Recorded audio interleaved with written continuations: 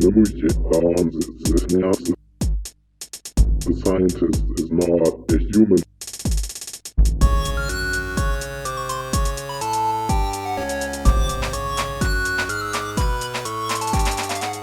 Welcome to Science for Progress. We believe that empirical evidence and scientific understanding are essential to mastering the challenges of the 21st century. To advocate for the sciences and their roles in society, we are building an online community and organize live events in Portugal where we are based. I am Bettencourt, host for this episode of the podcast. Today I welcome the founder and initiator of Science for Progress, Dennis Eckm. Hello, Dennis. Hello. How are you feeling today? Good. How are you? I'm feeling good, thank you. So it's very interesting because the first episode that we had, you were the host and you were interviewing me. And I think it's interesting to have the inverse happen because we know what Science for Progress is about, what we plan to do, and we want some more background about what motivated you to go create Science for Progress. Mm-hmm. First of all, I'm a scientist myself. And I first studied biology and then did my PhD in neuroscience. Then I did a postdoc, my first postdoc at Cold Spring Harbor Laboratory in New York State. It's not Manhattan, sadly. Not Manhattan, yeah. And then from there I moved to the Champalimaud Foundation here in Lisbon to continue with my postdoctoral research. So you started your career from university, like you said, in Germany, right? Right. And then you went to the States, and then you came back to Europe, and then you stayed in Portugal. Exactly. What brought you to Portugal, essentially? So there is a tight connection between Cold Spring Harbor, the place I've been at before, and the Champalimaud Foundation. Several people who worked here and founded the research part of the Champalimaud Foundation were previously at Cold Spring Harbor Laboratory. For example, the director, Zach Manon, was previously at Cold Spring Harbor Laboratory. So they came to Cold Spring Harbor and they give talks. So I realized, there's an interesting new institution in Europe. And I wanted to go back to Europe anyways. So I looked further into it. And I really enjoyed the kind of research, the research approach that they take here. Studying the neurobasics of behavior. So you're working at the Neuroscience and Behavior Lab at the Champalimaud Foundation. As you said, you want to find correlations between animal behavior and the neural circuits embedded in the brain. Right. Can you tell us more about more specifics about what exactly you're doing as a project in the lab? We're in the same lab, so yes. everybody who heard the first episode will know that Hugo is working on the cerebellum. The part of the brain that we think is involved in locomotion adaptation. So whenever there's something a little bit different with the surrounding or the underground or whatever, then the cerebellum learns the difference and adapts the locomotion pattern to this new situation. And the cerebellum is divided in two main regions. The one is called cortex, but it's not the neocortex that everybody thinks of when we talk about mammals. It's the cortex of the cerebellum. And below, there is a group of several nuclei. A nucleus is a bunch of neurons, basically. And the interesting thing is that everything that comes out of the cerebellum goes through these nuclei. So what I'm interested in is if you manipulate the information that goes into these nuclei, what happens to the locomotion pattern? So I'm not directly working on adaptation, but I'm working on what the specific function of these nuclei is, how they transfer their inputs into a change in locomotion. That's extremely interesting. And you're finishing your postdoc later this year. Overall, I must say it wasn't so successful, the two postdoctoral fellowships that I've been doing. The currency to get a better job, like a professorship or a PI position, is papers. So you publish articles in scientific journals, or you get grants. I've chosen very hard problems that needed a lot of work. So there was a lot of time where I wasn't getting results because I had to do preparations. And then I had decided to leave the US instead of, staying there and continuing with my work there.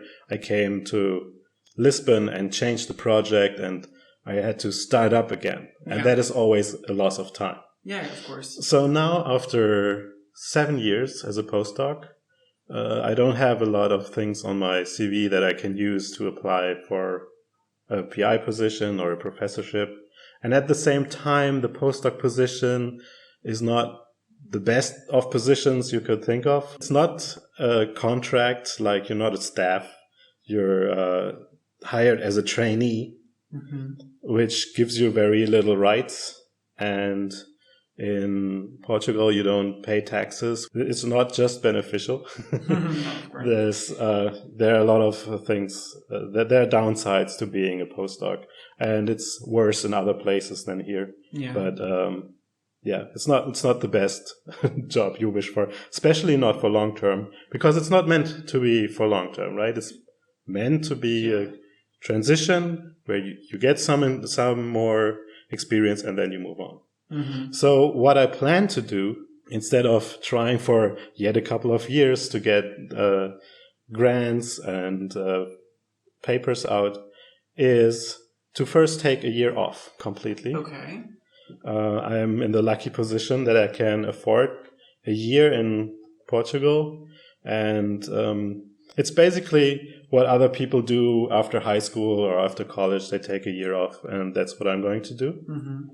And the plan is to basically live like a Renaissance person. Because, I always like to do many different things. So science is not the only passion that I have. I'm also interested in media. I'm also interested in art, graphics design, music, writing. So while as a neuroscientist, I could make use of a lot of skills, there are still things that I can't do or that are not used as a neuroscientist. And I want to explore that a bit.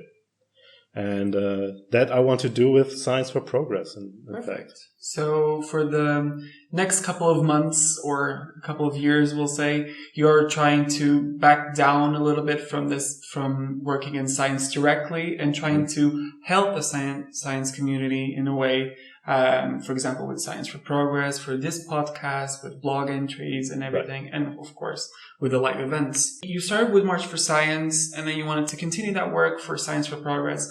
How did this evolve to a point that you felt comfortable with sharing with the general public?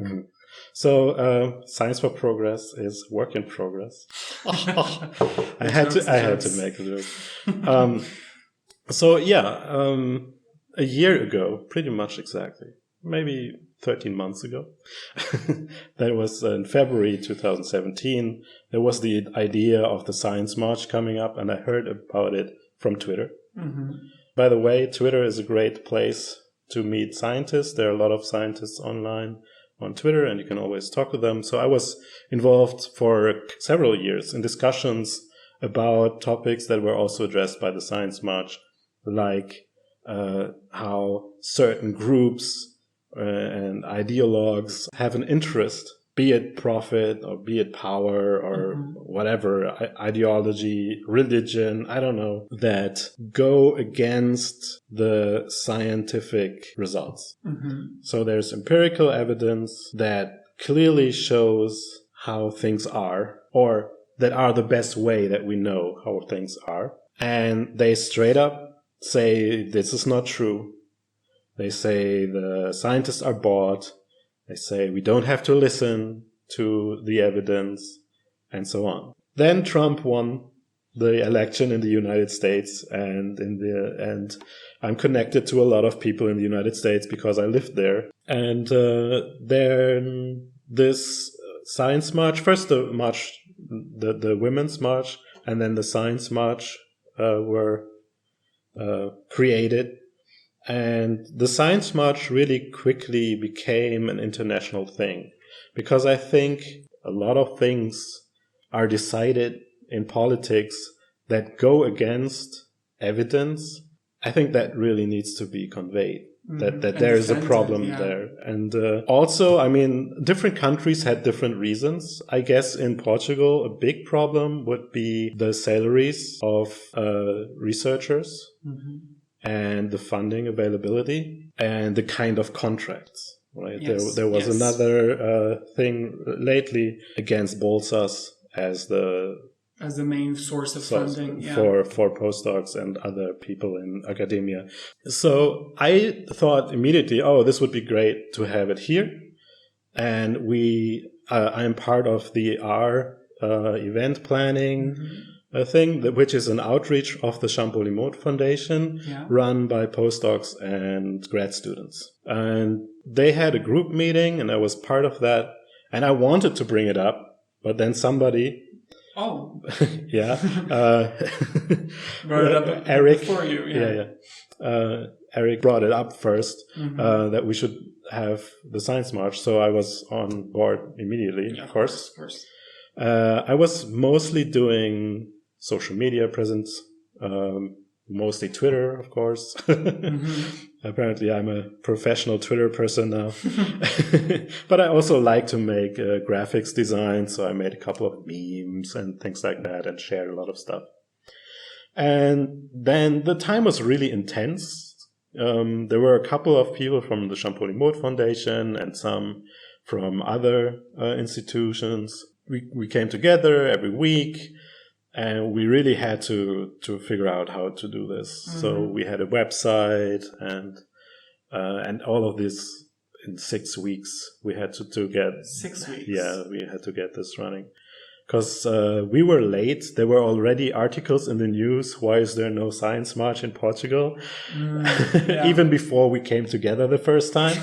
So you had a few weeks to organize an event where supposedly all the scientific community here in Portugal would participate in a way. That was the hope, yes. That is the hope, That was the hope. So what happened? So what happened was we had the march. It was a good march. I don't want to diminish it. There could have been more people. There were news across the world of countries where astonishingly large numbers showed up to these kind of to these marches. And in Portugal, it was 500 people. 500 people, yeah. Yes, which is not bad. But in comparison, it was a little bit, it was few. But I mean, you have to see that also there were other marches before and after. There was a climate march the week after. There was, I think, also a feminist. It wasn't quite the women's march, but something related had been happening just before. And then it was close to the 25th of April. Oh, yeah, the Independence Day here in Portugal. Yeah. Right. And Easter had been the week before. So is it a lot of events in just a couple of weeks? Yes. So, yeah, of course, that would influence it. Exactly. Bit, yeah. But no, it was lovely to see the people who came. And they had interesting science. Perfect. And that's exactly why we do this type of projects, right? To exactly. Connect people to the community. Yeah. So I'm not really mad or something of course. there's few. I'm not really complaining. It's just an observation that I made. Anyways, so after that we had a Festa de Ciencia, which is a science fair. Yeah. And we had different groups, even international groups. There was a group from Switzerland so the people work at CERN, but they're not affiliated directly with CERN. Just like we too are Sci for Progress, but we're not affiliated with Champalimaud, although we work at Champalimaud right now. Yes. It was the same kind of thing, so we weren't allowed to write CERN on the poster, but that's where they came from. So that went very well. Yeah. I thought. I liked it. And there were groups involved like Concept, Skeptics organization. Gulbenkian was involved. I imagine IMM, Institute of Medicine. Yeah, there were a couple of groups. I don't remember the program. Yeah, of course. But yeah. A lot of things to yeah. taken to mind, yeah. Right. I also was not involved in creating that part. I didn't do the festa. I just ran around, took a couple of pictures. And actually, I have the whole march on video. Ah, yeah. That's nice. My shoulders hurt a lot after that. Because first I was video recording the whole march with my phone. Yeah. But then also the whole half-hour talks or speeches. Oh, you also recorded that. I recorded that. I was standing there, like, trying not to move too much. And so, yeah, it was fun. It was hot and fun. So the march finished, and you felt accomplished with your results. Yes, they could have been better, but of course, it can always be. It can always be. Right. So what led you from that point to the point where we are right now? So I immediately thought that there should be something happening after. Mm-hmm. So a protest is fine, but if there's nothing following, then it's just a day and nobody cares, mm-hmm. right? So I wanted to have something that comes out of this that is more permanent than a march. Other groups are making a different march this year. Or actually, I guess it's the same march, but they are repeating the march this year. And I thought that's maybe not what I want. Mm-hmm. Maybe I get more people involved if I do something different. So I came up with Science for Progress instead. And the goal of Science for Progress right now at the beginning is first to get in contact with all these different groups. There are a lot of science communication groups in Portugal. And to get them to talk to us on the podcast, for example, or on our Twitter Rokur account, so that we can come together and then maybe do something together, something bigger, like a larger science convention. I think we're still talking about it on the website. Mm-hmm. The organization has been a little bit slow on that part, but the main goal right now for us, I think, is to get in contact, to talk, and to see what we can do. Before we move on to part 2 of this episode, I have a short announcement. Science for Progress is just getting started. We are always looking for motivated new members. Do you feel that too many decisions are crucial to our future and are being delayed by groups who deny the evidence? Let us make a difference together. If you want to get into contact with us or just stay up to date with our activities, you can find us on Facebook, Twitter, and Instagram under @SciForProgress. Our website is scienceforprogress.eu. I also want to point you to our Twitter rotating curation account. Every week we invite another guest curator to tweet about the sciences and their intersections with society and governance. If you are on Twitter and want to learn something new every week, follow @SFPRokur. That is @SFPROCUR. Now let's listen to part 2 of our conversation where we talk about a topic chosen by our guest. We should talk about what I think the problem with the image of science for the population is. Clearly, I am deep in the ivory tower. There's no other way of saying it. Yeah. And I have very little experience actually from the outside view on science. What I do have experience with is conversations on Twitter with people who are not scientists, and I get a little bit of an insight of what could be a typical misconception about science and how it works, and how evidence works, how the scientific method works, what scientists are, and how they are. It is my impression that the image of the scientist is not necessarily a human one, in the sense that when people think about scientists, is often not, they don't think about them as emotional beings. They think about them as very rational people, sometimes even robotic. And this is not the case. In a sense, that's sad that it's not the case. Like, this is okay. So the reason emotions affect your work. Yes, exactly. But this is more like an internal academia problem. Of course, if you talk to people, you should be a human being, right? Always. That's essential for communication. Exactly. So, but yeah, we're not seen as people who are good at communicating. Mm-hmm. We're not necessarily seen as people who put emotion in their work, which is really the opposite of true. Completely agree, yeah. You can go down the whole conspiracy theory part where basically every scientist is bought by somebody. As a biologist in neuroscience, who knows about cancer research too, and who knows something about immunology and understands climate papers, I should be on so many lists to get money. Mm-hmm. to not talk about it, yeah. or to push a certain agenda. No, I mean, this is obviously nonsense.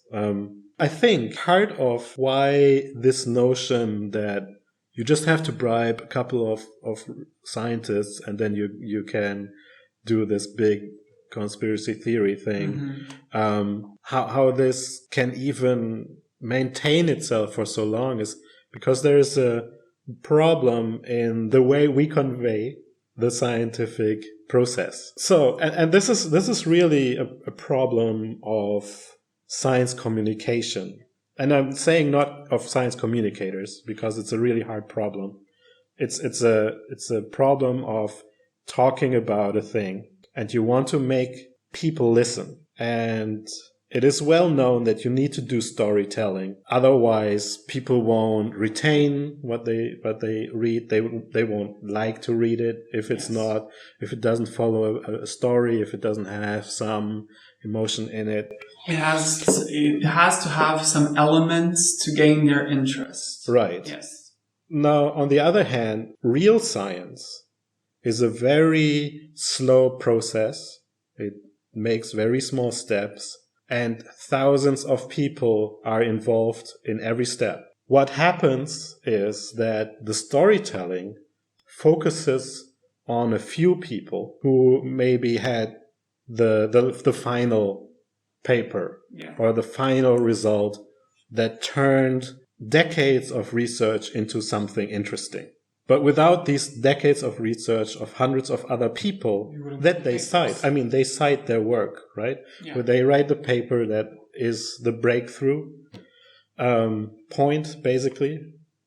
And they cite a lot of people, and the people they cite a lot of people in their articles. The message to the population is basically that we have these heroes in science that are geniuses, and then produce something unexpected. Yes. That's the idea that people have about scientists, that we have a bunch of people that are extremely intelligent, that achieve these levels that you talked about. And they think, oh, that's basically what a scientist is. Right. And I don't connect with them as much. That's why it's very delicate how you should approach communicating about your work. But the reality is that it's the work of a whole community. Yes. It's very slow and it makes very little steps. And at the end, there is something surprising and great. Actually, there's surprises and something awesome at every step. Yeah. It's just that the detail is so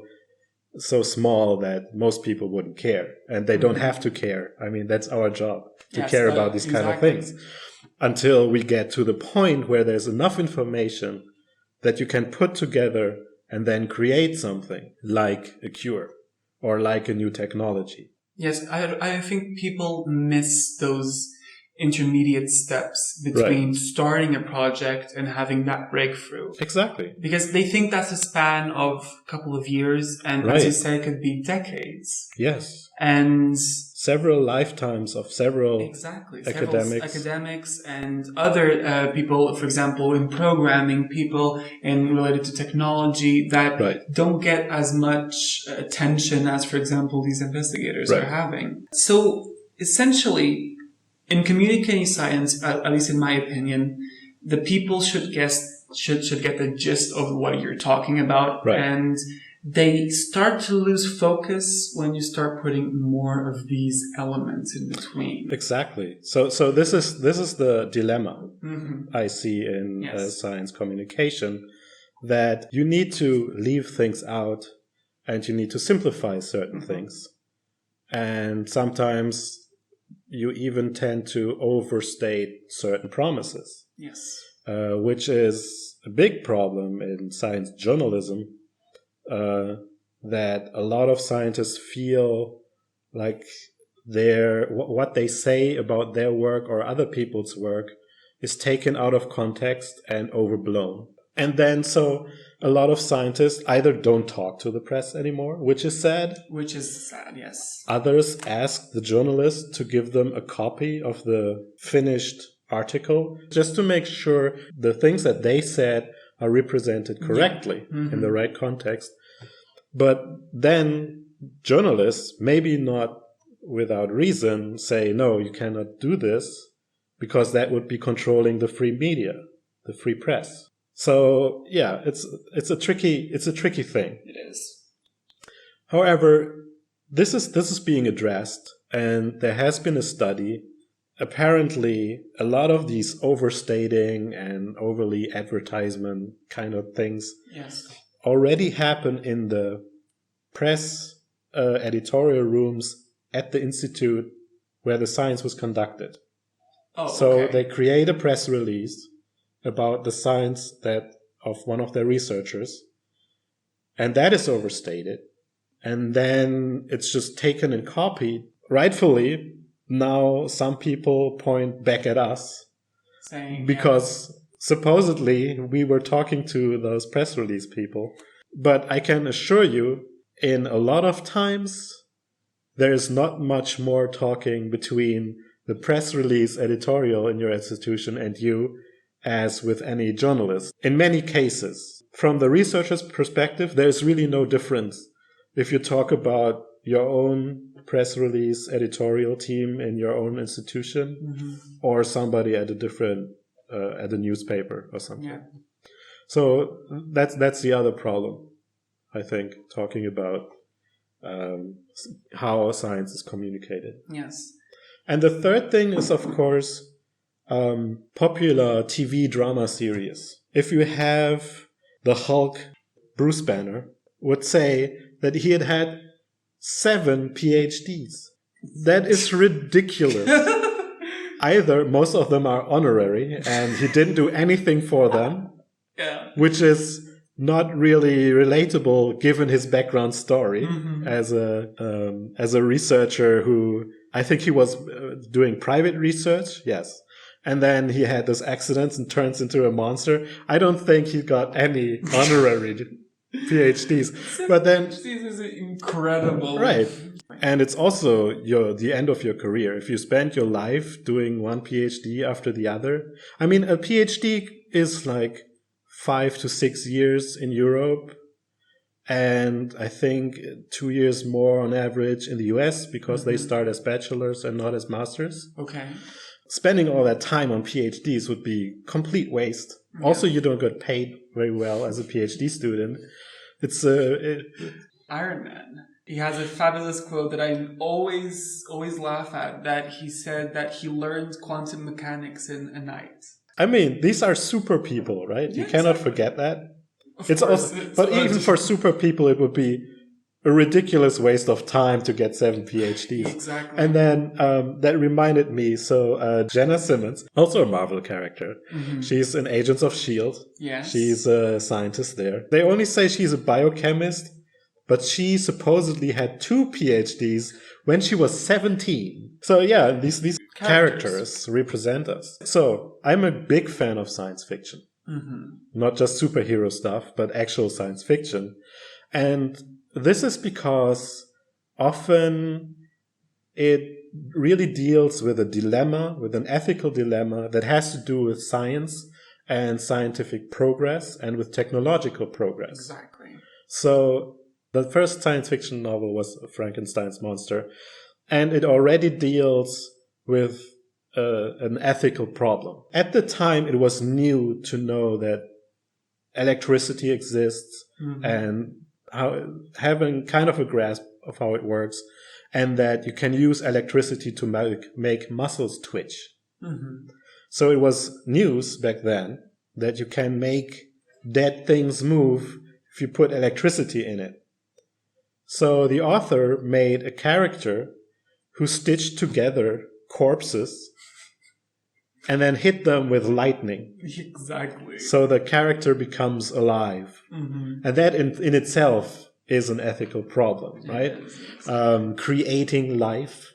This problem is following us. Now we have synthetic biology where people can make a sequence of DNA and put it into an empty cell, and then this cell will be a living being. Mm-hmm. But you created the DNA sequence yourself. Yeah. So this is basically creating life. What does that mean? There are a lot of questions about this. And this is why I like science fiction. Good science fiction does that. It talks about technological progress and scientific progress and asks the ethical questions or the societal questions. What do we do with this new knowledge, with these new abilities for humanity? Mm-hmm. The problem again is here that there's always a scientist who fucks up. There's always he's the bad guy, right? Yeah. Yeah, they do crazy things, and of course, this is scary. And but it's really, you can't forget that it's fiction, right? But one thing that I think about these science fiction movies is that their goal, first of all, is not to communicate science. Right, but they do, in a way. But they do in a way. And sometimes, of course, that is taken out of context, of course. Mm-hmm. And people exaggerate it and they tweak at it to exaggerate the point. Right. That, for example, implanting a tracker in your children and making you see what they see at all times and alarm you what they're where they are and what they're doing. Well, that's not the scientist's fault in this case. Yeah. But you can see that they exaggerate to a point that makes it entertaining. Yeah, they put it... No, I don't... Well, entertaining, yes. The thing is that you cannot see science fiction as a report of science, but for the people, it's what they mostly see about science and scientists. Of course, they understand that it's not real, right? Yeah. But they don't know what the reality is. Yeah. So their image is always influenced by these kind of things. And with this, we end today's episode. I hope you enjoyed our conversation and are taking a new thought with you. If you want to hear more from us, follow us on Facebook, Twitter, and Instagram under @Sci4Progress, and check our website scienceforprogress.eu. The rotating curation account is @SFPRocur. It's @SFPROCUR. If you have any suggestions of topics that you want us to discuss, please send us an email or contact us through Facebook, Twitter, or Instagram.